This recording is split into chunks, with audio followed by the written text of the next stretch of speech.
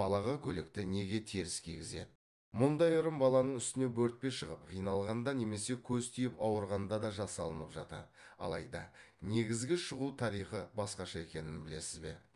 Қазақ ырым еткендіктен, кішкентай бала ауырып жатқанда үстіндегі көйлегін теріс кигізу арқылы ауруды алшақтатады. Іш киімін теріс кигізу арқылы тіл көзден сақтайды деп ырымдаған. Ал ел ішінде мынадай ырым бар екенін білесіз бе?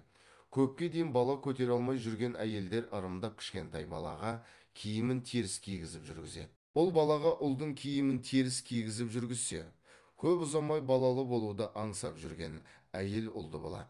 Ал қыздың киімін қыз балаға теріс кигізіп жүргізсе қызды болады деп ырымдайды. Діни аңыздарда бұл ғұрыпты Сүлеймен пайғамбардан қалған деседі. Алла тағала Былқысқа көпке дейін бала сүю бақытын нәсіп етпепті. Сол кезде Былқыс Сүлеймен пайғамбардың ақылымен 500 жетім баланың көйлектерін теріс кигізіп жүргізеді. Артынша бала бақытының нышаны байқалады. Былқыс мұсылман аңызының кейіпкері, Құранда аталатын Саба падишасының есімі.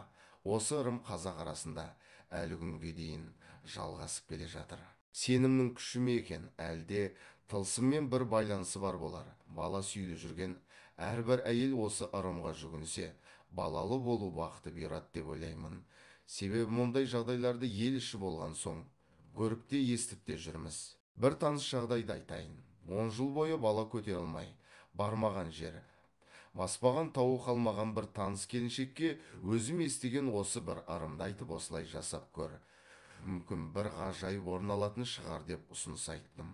Жолдасы екеуінің арасында сәби болмағандықтан артынан еретін шығар деген үмітпен бір бала асырап алған болатын. Бұндай да ырым бар ғой, бала асырап алып, оған мейірімін төгіп еміренсе, өз құрсағына да бала бітіп, ана атануы мүмкін. Сондықтан ол панасы қалған балаға қамқорлық танытып, мейірімін төкті. Бір жағынан жетімнің басынан сипаған адамға баланың басында қанша тал шашы болса, соншама сауап жазылады деген тұжырымға сүйеніп, қартайғанда жаныма жалау болады деген үмітпен асыра алған болатын. Ол балаға да барлық жағдайды жасап, өз перзентіндей қабылдап, бақытты өмір сүріп жатыр. Маған бауыр керек.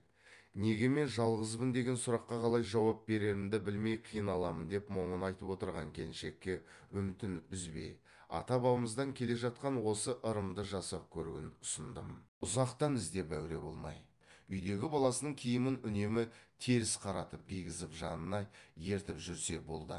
Сол ырымның орындалған емес пе?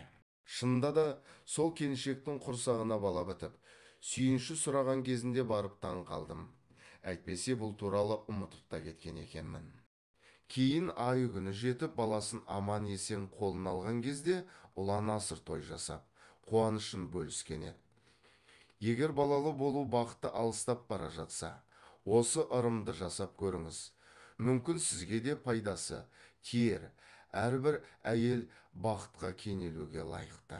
Ақылдың кені арнасына тіркеліп, лайк басуды ұмытпаңыздар.